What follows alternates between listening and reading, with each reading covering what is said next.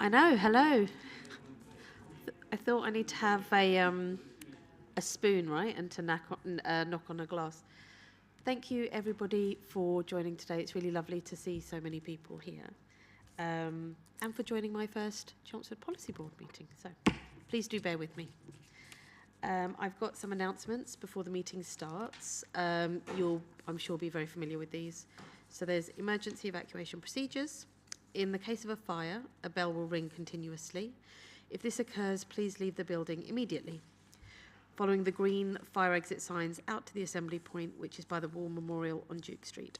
If anyone requires assistance, please let me know. Lifts should not be used. Please remain at the assembly point and do not attempt to return to the building until you have been advised that it is safe to do so. In terms of filming this meeting, anyone attending this meeting is entitled to film it, but I should point out that only the officers, councillors, and anyone sitting around these tables may be filmed. Members of the public should not be filmed, so please ensure that cameras are pointed only in this direction. And mobile phones, please would you silence or switch off your mobile phones while the meeting is taking place. Thank you very much. In terms of the first item on the agenda, apologies for absence. I haven't received any, Chair. No. Well, and all the seats are full, so there we go. Second item on the agenda, election of the Vice Chair.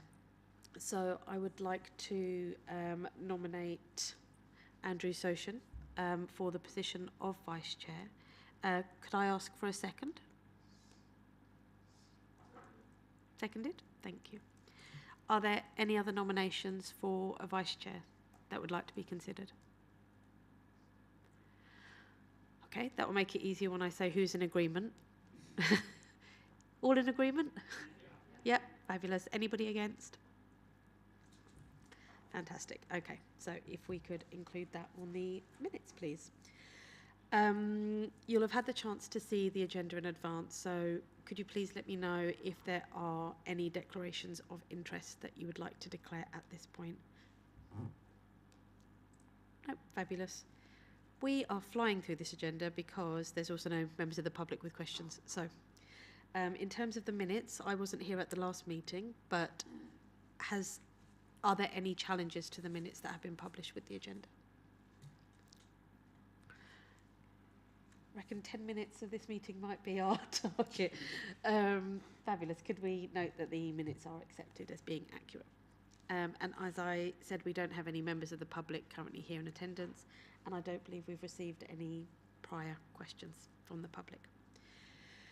So at this point, I would like to hand over to Amy, who is going to be talking about our Sheila report.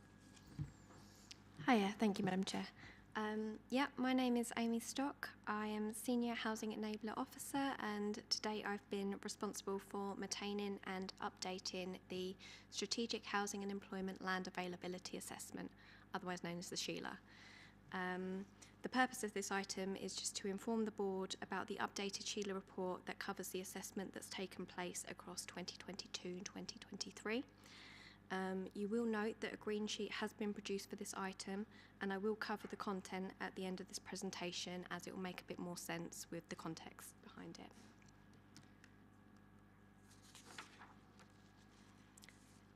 So to give a bit of background, give the purpose of the Sheila, why we have it.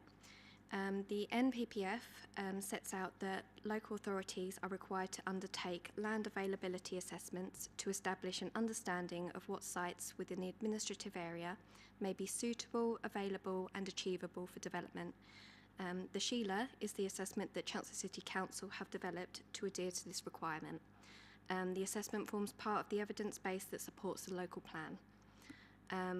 What the Sheila does is it provides a high-level profile of sites that are promoted to us, criteria that have been developed through looking at national and local plan policy are applied to these sites, and the assessment enables us to identify the site characteristics, highlights the site strengths and potential constraints, and establishes a likeliness of developability and deliverability.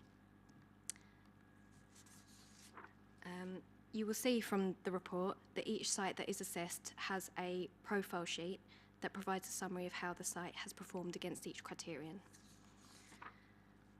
What the Sheila doesn't do is it does not allocate sites. That is the job for the local plan, and instead the Sheila outcomes are considered alongside a whole variety of other evidence-based documents, other factors, other considerations to help the council make an informed decision of where to allocate future development. So this flowchart has been taken from the methodology section of the report, and it sets out how the Sheila has been undertaken. So each assessment begins with a review of the existing criteria, and this is to ensure that the assessment is reflective of the most up-to-date local and national policy and legislation, and to ensure that we're producing an assessment that remains robust and transparent. In this iteration, updates were made to the criteria note and the methodology. We undertook consultation on these documents, on the updates of these documents, and in this process as well, we received support from the Planning Advisory Service, who provide impartial guidance and feedback on our documents. The revised methodology and criteria note were presented to Chelmsford Policy Board back on the 26th of May 2022. The next stage is the call for sites, and Chelmsford City Council have an online facility that enables site promotion all year round. We set cut-off points then to be able to then undertake the assessment. The cut-off point for this assessment that's been done was back in October 2022, and that was to align with the issues and options consultation with the local plan. Following this, the submitted sites are vetted by officers, and this is to ensure they're all okay for assessment. So we ensure that the promoter has provided us with a map of the sites, we know where it is, that it isn't a duplicate of anything we've already got in our database, and then we undertake the pre-assessment checks. Moving on then to the site assessment stage. From October 2022 through to May 2023, officers digitally mapped and undertook the site assessment stage in accordance with the methodology and criteria note. The assessment accounts for the type of use that the site's being promoted for, so whether residential, employment, retail, community facility, mixed use, or renewable power generation, and it assesses the suitability, availability, and achievability of development.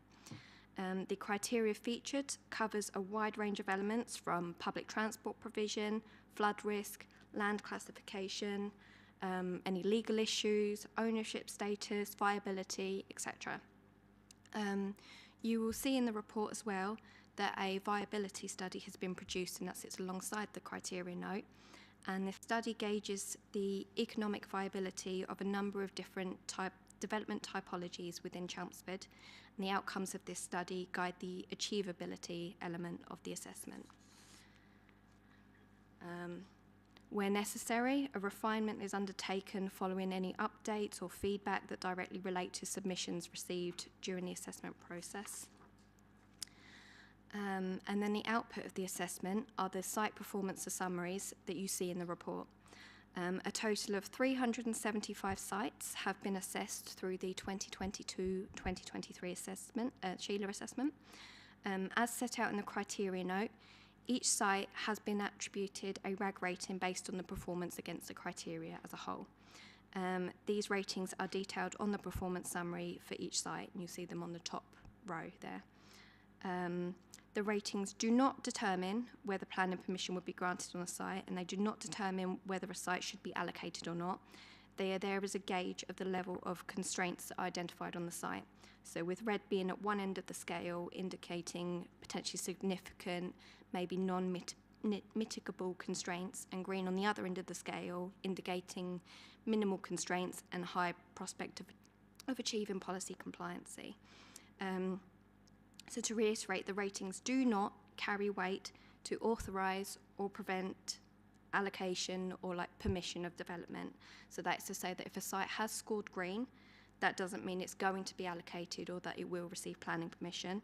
And likewise, it does not mean that a red or an amber site will never be developed. It just gives us a picture of what it is at that moment in time. And there are a whole host of other factors and assessments, evidence-based documents that are also considered.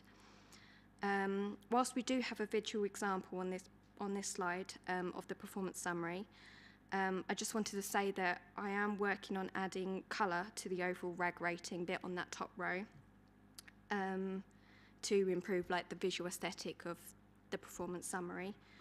It was just a case of I hadn't had the chance to code that into the assessment before needing to get it to policy board. So that is something that's in development.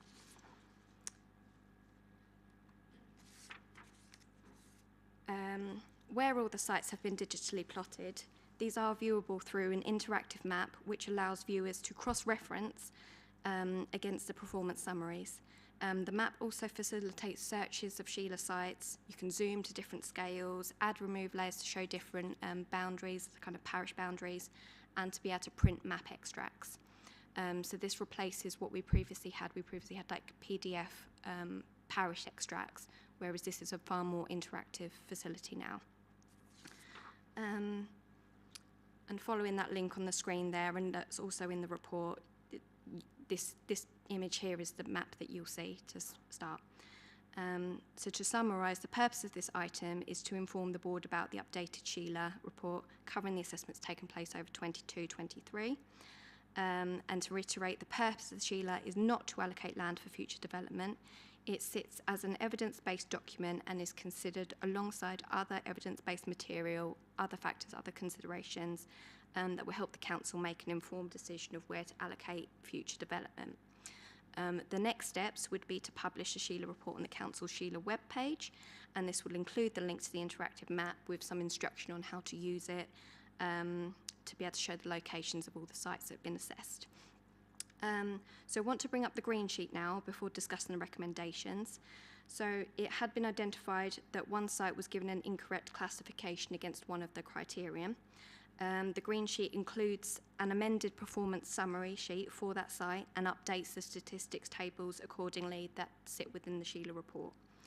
The updated recommendations, therefore, for this item are for the board to note the report and to delegate to the Director of Sustainable Communities in consultation with the Cabinet Member for Growing Chelmsford to settle the final detail and presentation of the Sheila ahead of its publication on our webpage.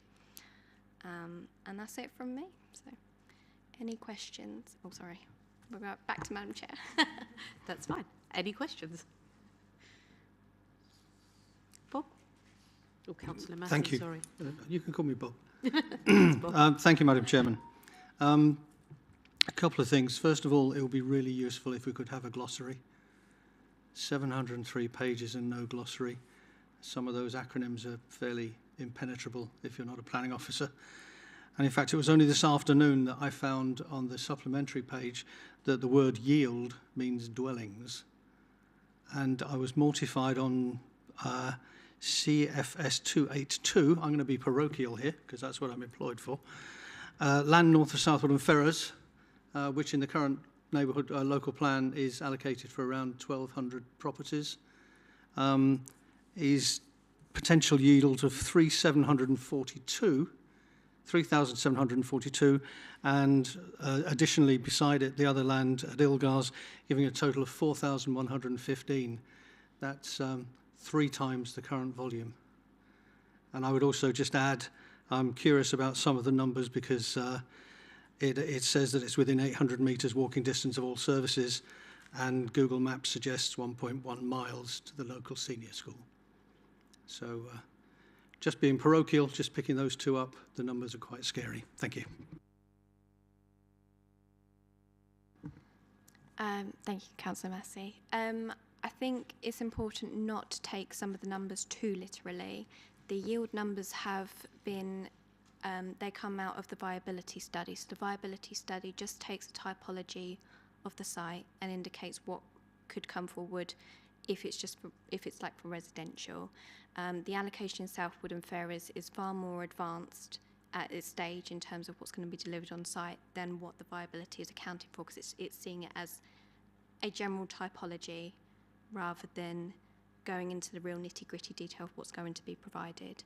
I think the other element to remember as well is that where this is quite high level, there are a whole range of sort of like considerations that won't have been taken into account, or to the extent that they have within the master planning of the Southwood and Ferrers. Yeah, I don't know if you wish to add anything.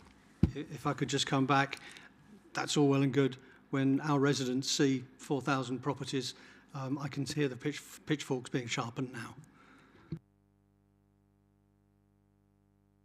Can I just thank you and good evening everyone. Jeremy Potter, Spatial Planning Manager at the City Council. So just to reiterate what the purpose of this assessment is, it is a broad brush technical assessment of sites. Now it will make some assumptions based upon quite a formulaic approach. What it doesn't do is add any policy into their assessment. So what it's not doing is working out master planning sites effectively. So working out, actually we're going to have half of this site is going to be open space. Half, a considerable amount of this open space is required for a policy requirement. It's a very broad, crude, gross yield. And I appreciate, I appreciate that members of the board know this. We probably just need to make sure that that's more clearly put forward in the preamble of the report. Also, Councillor Massey's point about a glossary is well made, and I think it would benefit from that. A very technical report, slightly impenetrable, I would imagine, to most. Only those of the real avid planning committee partakers might be tempted to sort of delve as far into it as we might be doing. However, yes, I think its purpose in relation to members of the community and also local groups, parish councils, town councils, community groups, looking at it in that crude way, we just need to make sure that that is very clearly set out in the report. We have this every time we have this report, and every time we come and we publish it, we have to reiterate that, and we need to do that again.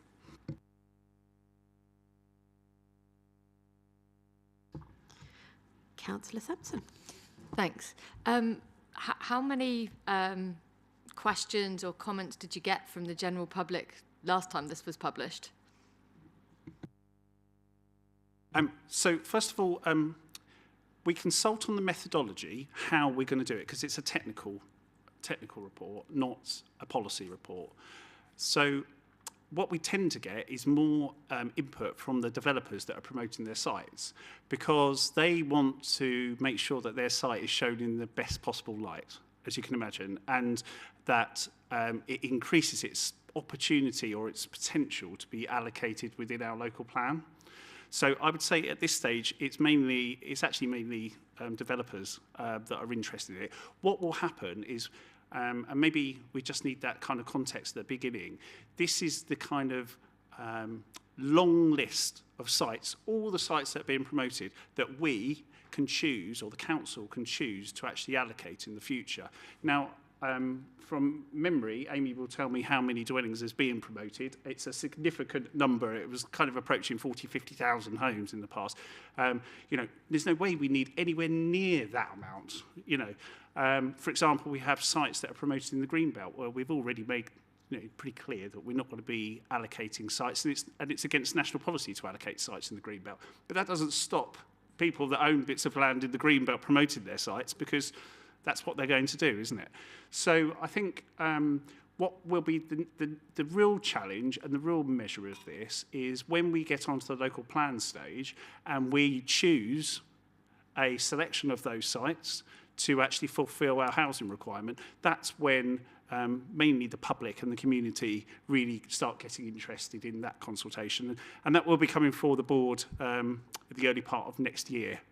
But this is the first stage. If you can think of us determining what that preferred strategy is, we just need to have a baseline of what's out there and objectively assess those against some approved criteria that allows us then to move forwards and pick the sites that fulfil the council's strategy and fulfil what our strategic objectives are within the local plan. Councillor Pooley. Yeah, thank you, and an underlying thank you to officers for what is an extraordinarily detailed and lengthy piece of work, which must have caused some headaches from time to time. But I think it does provide the sort of baseline that we're talking about, and it gives a picture of what the total opportunities might be if we ever needed that number. And it's quite true that I think it's very unfortunate that Councillor Massey immediately focuses on one particular site and assumes that he's going to be faced with a larger allocation than he would want. That's clearly not the case, because there are clearly many steps to be going through. And in fact, I think it's our councillors' jobs, including those in South Woodham, to make it abundantly clear to developers who may get hot under the collar, or residents who may get hot under the collar, that this is a technical report to underpin the next stage of things that are likely to happen.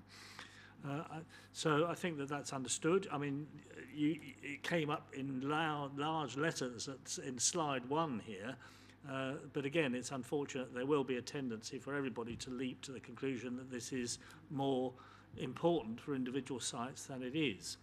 So the preamble that you were talking about strengthening when you publish this, I think that would be very helpful. I don't know how far you want to go, but I think it's important to somehow highlight the fact that the numbers are. I don't know how you do it. I'm going to leave that to further consideration, but it does need to be apparently in lights as well as in capital letters. The other thing I would say in terms of the public accessibility of this document, and I would agree with that part of what Councillor Massey is saying, in terms of the glossary, that would be helpful. But I think also many links at different stages to enable you to get through to different stages of the document more easily would be really helpful. And the contents page needs to be quite clear in that respect as well. These days, links are good. Printing documents is bad, so let's have lots and lots of links. And I'm glad to see that the map link is now readily available. I think for a snapshot, that's a useful picture, which I'll look forward to looking at in more detail. So thank you. Councillor O'Brien. Hello, yes. I'm not going to focus on Southwood and Ferrers as a place, but I'm going to focus on that one just to try and clarify something in the report for me. On that one, it says it has a yield of 3742 as a yellow classification. When I go back to the beginning, sections 4.4, 4.5, how do I get a 3742? Because I can't find a number that equates. I get table 5 shows me yellow of 13,766, which is a total that's been discounted. Table the land use one further down, table 8 shows me a total of 2348. So I'm just trying to figure out in my own mind how because it's one site, Southwood and Ferrers, and obviously I've focused on it, but I'm using it to understand how I get from that example that makes up one of the 350 to what's in these other tables, which is far less than that. Does that make sense to you? I think we probably will need to have just a little bit of time to go through that in relation to some of those totals. Now, I'm just looking at Amy now to maybe Amy is able to come in now. Yeah. If you bear with me 1 second, I'm just going to find the table in my report. You need some links. That's what you need, Amy. Yeah. Actually, on that point, sorry to cut across. Sorry, we will bookmark it. So we'll bookmark the contents page at the beginning. So there'll be hyperlinks to each section. So that's hopefully will resolve Councillor Pooey's issue. Can I just say that there's the technical basis and there's a real world. What's happened on that site in the real world is that we've done a master plan on that site and we've just flew planning permission and we were mindful of the grant. And that sets the numbers for this site, not this document. So the numbers for this site is set by the planning permission, which we're still negotiating on 106, which from recollection is probably about, for the whole site, 1,300. I can't remember the exact figure. Is it? Oh, sorry, what was the question? It's 1,200.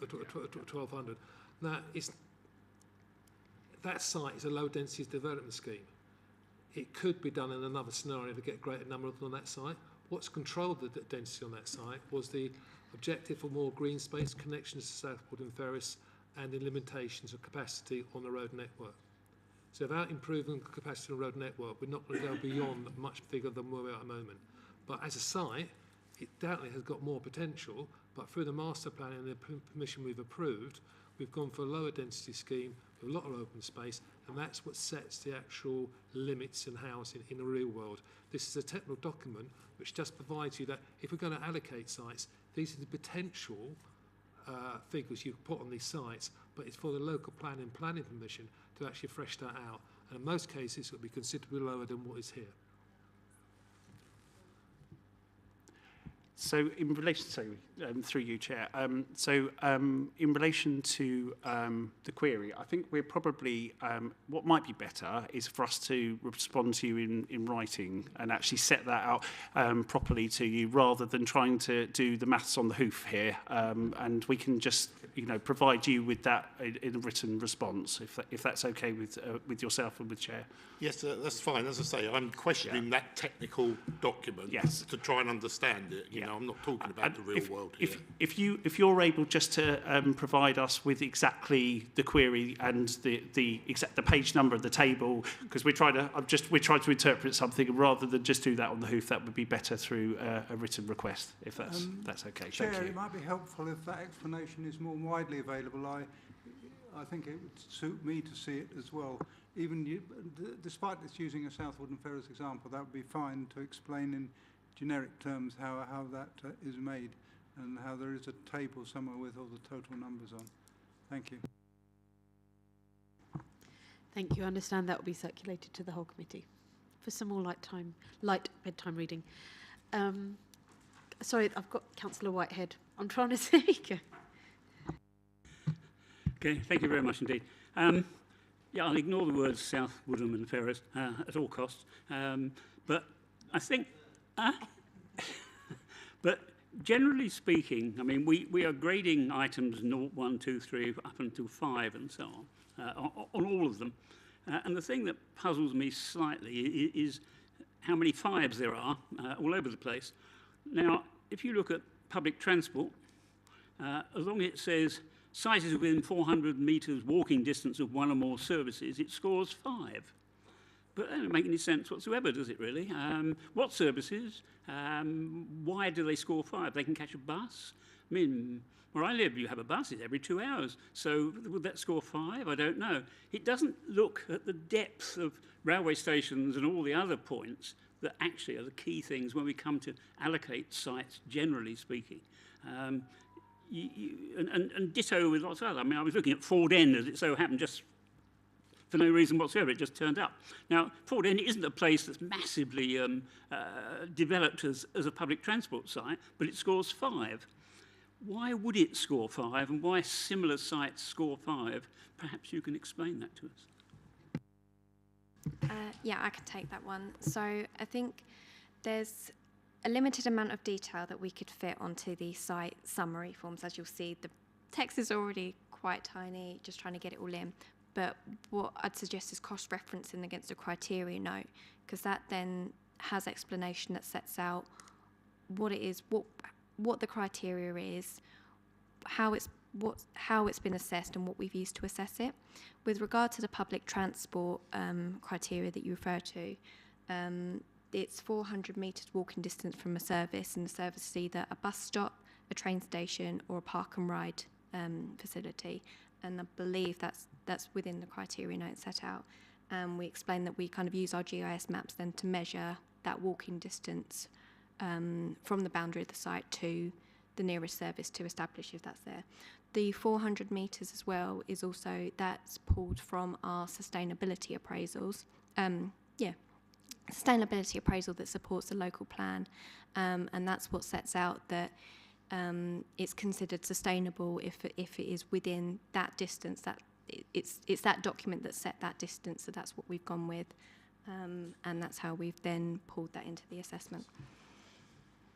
Just to add to that, Councillor Whitehead, I mean, this is I suppose it comes back to the point that I was saying beforehand. This is the first stage. Now, what we need to do first of all is ascertain whether it's actually close to or to an existing bus service. Now, the next stage in terms of what we will do in terms of determining our preferred option for our local plan is looking at, well, what's the level of that service? when we start looking at the selection of sites, if it is a one bus every other Wednesday on market days or something, then, that isn't going to be quite as sustainable as if we're on, a really high frequency bus route. So the next stage is to look at that finer grain in terms of some of those sustainability criteria. What this is seeking to achieve is just that high level technical assessment to see, well, it has a bus route.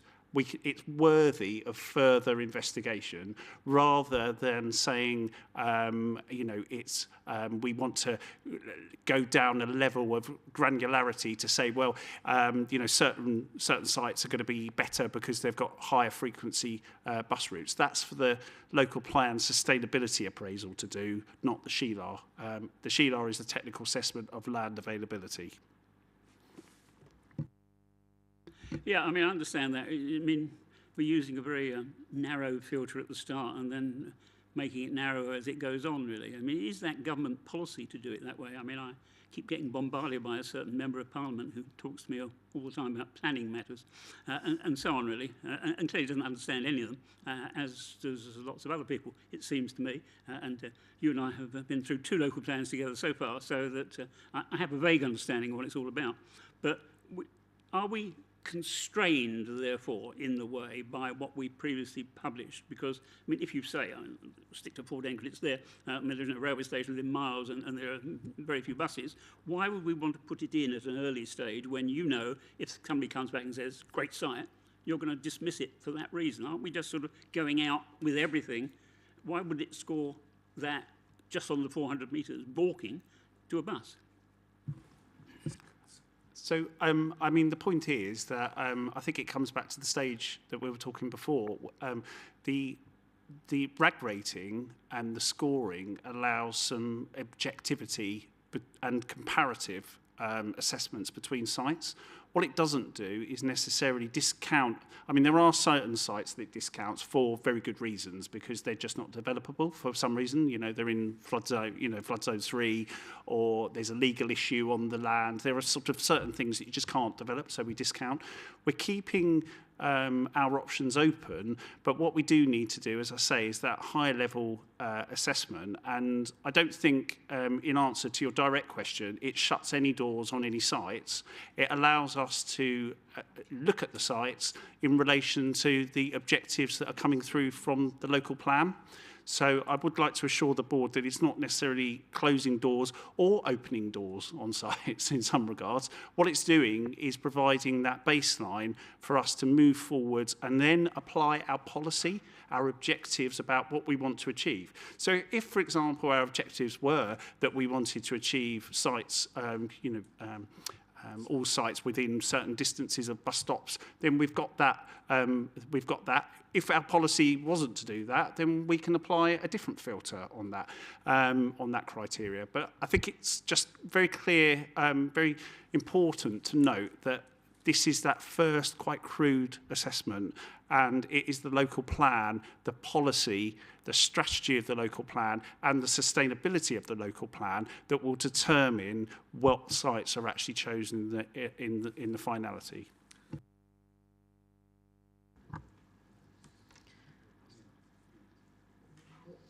What I was going to say, it doesn't happen here because we've got a local plan. But how some of this technical data can be used, if we were in another part of the world, part of the country without a local plan, you could then use these green sites to bring forward development. If you didn't have a 5-year supply and you haven't got a local plan. So there is a double edge to this. For us, this is just a technical document to say this is the availability of a site which we could use if it fits in accordance with our criteria and objectives in the local plan. We've got a local plan, we're going to do a revised local plan, and we'll look at this and say, these sites within the parameters of our spatial options, what ones do we want to include in there? So it's a power with us. However, if you didn't have a local plan, then the developer could actually say, my site's a green rating in this, you haven't got your 5-year supply, and I want to develop that, and there's a fair chance that site will come through that system. So in other parts of the country, this can be quite a powerful tool for enabling development. And just to add to that, obviously being the council as a whole being very proud as being a plan-led authority and always being so, which is, a really good thing to be able to say. In terms of the methodology, and again, going to Councillor Whitehead's point, we were very keen to, when we first started the review of the local plan, is to look at the methodology again, to make sure that it was fit for purpose and to review it in light of changes that have happened. And in doing so, we thought it was really a very good thing to do to get some critical friend, a critical friend, and that's the Planning Advisory Service, which is an independent and impartial service that provides guidance and advice to councils to actually look at our criteria and look at our methodology and make some suggestions to that. So they have done that, and we went through a consultation with developers on that revised methodology. So I would say that I am confident that that methodology has been improved and is certainly fit for purpose in relation to the assessment that is before you tonight. Thank you for that. I mean, I'm very happy that the whole thing goes out for consultation when we agree that, hopefully, shortly. It is the methodology that I think councillors, and I know that Councillor Breen and I were talking about earlier, is opaque sometimes, it would be fair to say. So a few more details perhaps for the committee on some of the methodology would be helpful, I think, really, because, as I say, it says walking distance, one or more services. It doesn't sort of define what a service is even, really. And it would be useful, I think, in the next stage, I guess, that it says within a railway station or within a suitable road or whatever it happens to be, rather than a service. Comes back to facilities, really. It's the same sort of wording that's sort of wrapped up slightly, so that if that can be explained to people, it will avoid the why are they building 3,000 houses in Southwold and Ferrers quote that we'll be getting otherwise, really. But thank you for the other explanations. I think we've got an additional comment. So as the non-planner, at the survey of officers, I'll make this comment from that perspective. And I think what we probably need to do is give a bit more attention to how this Sheila sits within the plan-making process and how it informs that, and to do that in non-technical language, because some of the things that you're talking about, well, what are the criteria? Well, the criteria are set out in detail, but it's in amongst the 700 pages. So I think for the non-technical person, it is quite impenetrable, and even finding it, may be a challenge. But I think just reflecting on the comments that have been made, it's all about understanding, from a lay point of view, what this is doing and what it's not doing, and then setting it in the context of the local plan review, which does the bit that most people are actually really interested in. And I think, it'd be fair to say, although it sort of sets that context, it sets it probably a little bit still from a planning perspective. And maybe when we put it out to consultation, we can work a bit harder on just positioning it, from the general public's point of view, although we know the general public are not really going to take much attention to it, and the developers will know the plan process. But I think if we did that, I think it would stop us trying to interrogate in a load of detail some of the detail that actually is already in the 700 pages. You just can't see it. Just as an observation, from the non-planning side. Sorry, Councillor. Councillor O'Brien. Sorry, there's a light reflection, so it's a very shiny name. Not a problem. I'd like to come back on what Mr. Green and what you both said there. Give you a scenario. If your next iteration of the local plan does not get approved by this council, does this document then carry weight on the developers? Because I was hearing a bit there that if we didn't have it, developers could use this. So I just, simple question, if you do not get your next iteration of the local plan through, doesn't get approved, does this document therefore carry weight with the developers for those green sites I think you mentioned? So the simple answer to that is that it does. It will carry weight.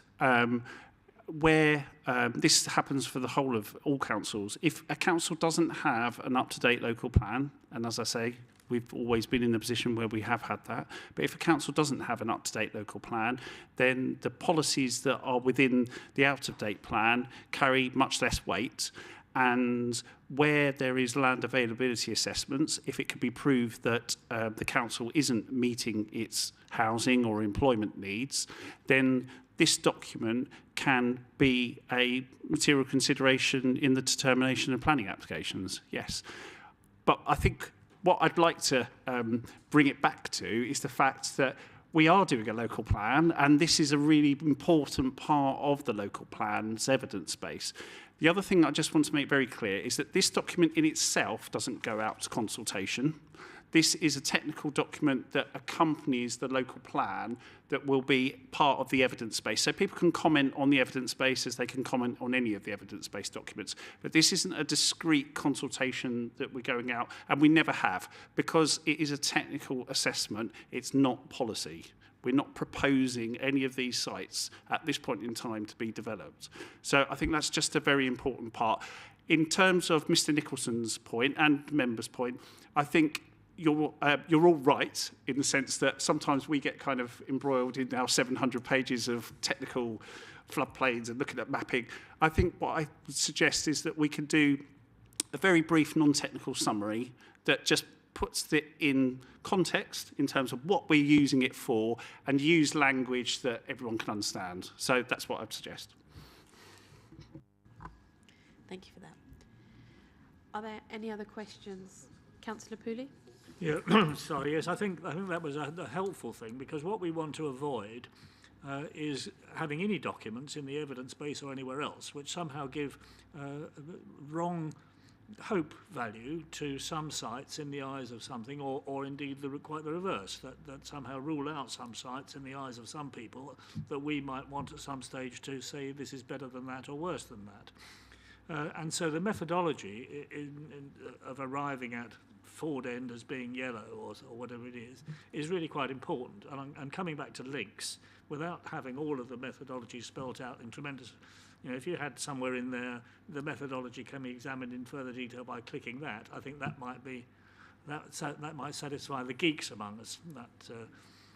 So I'd like to suggest that. And I think I must have misread something right at the very start. Is this document not going out for consultation? I thought the recommendation was that it should be approved for consultation. Maybe I completely misread that.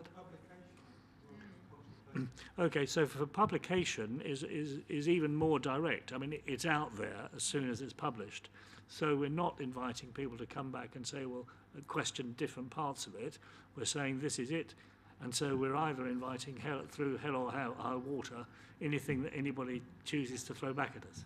Councillor Pooley, can I just mention something? I'm sure I've had a conversation where the methodology has had consultation already. Would you be able to expand on that a little bit? So just absolutely and crucial, the methodology has gone through consultation. I think, as I probably have said before, there will be developers that where it suits them and promoters of site will love the methodology. There'll be other developers that may not have scored so well that may not like the methodology, and I'm afraid that is just the consequence of applying that methodology to those sites. As I said before, we're very confident that the methodology is robust and sound. It's had an improvement on the methodology that we've used previously, and with 2 successful local plans under its belt. So we're pretty confident that the criteria and the methodology is sound. This report has never been subject, every year we publish it, has never been subject to a separate consultation. It is evidence. And it's the same so we've just preparing and finalising an SFRA, a Strategic Flood Risk Assessment. Now, we won't be going out on consultation on that. That's a technical piece of evidence that the council will have when it's formulating its policy and strategy, which is the local plan. So I think we just need to be careful that we're not straying from evidence and policy. We don't consult directly the public on the evidence base. We would consult them on the strategy and policy that we're actually proposing and the sites that we're proposing to allocate. They do get published alongside the local plan, so people can interrogate those and say, well, I don't agree with those bits of evidence, and we can take that into the mix when we're looking at the local plan. But it's just to make clear that we're not consulting on this as an individual sort of entity. Councillor Young. Thank you. Can I just clarify, when we say when we're going to authorise the publication, that literally is it's just going on the web page without any bells, whistles or anything else? Because that's the other side of it. And For reassurance, we've done this a number of times before and it hasn't called out. This is just an evidence base we publish to support what we come up with as spatial strategy in a plan. Yeah, that's For us, what I it's just understood. like a menu. It's a technical menu which we can pick from. And how we pick it is subject to your guidance and objectives you give us. Councillor Soshin. Chair, I'd just like to now propose the recommendation. There's two recommendations, in fact. The first one is what was published earlier, to note the Strategic Housing Employment Land Availability Assessment 2022 to 23 report and authorise publication as possibly changed by the next recommendation, which is on the green sheet, that the board delegate to the Director of Sustainable Communities in consultation with the Cabinet Member for Growing Chelmsford, and I hope the Chair of this board actually, to settle the final detail presentation of the Strategic Housing and Employment Land Availability Assessment 22-23 report ahead of its publication. So what we've seen now won't be precisely published.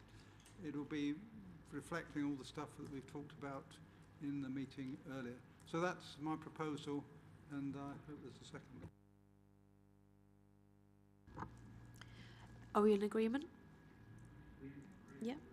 Is there anybody that disagrees? No. Okay. So happy to take that forward. We are now. Where are we? We're at the end. Are there any other matters of urgent business that anybody would like to raise? No? Okay. Do I just call the meeting to a close? Yes. Formal close?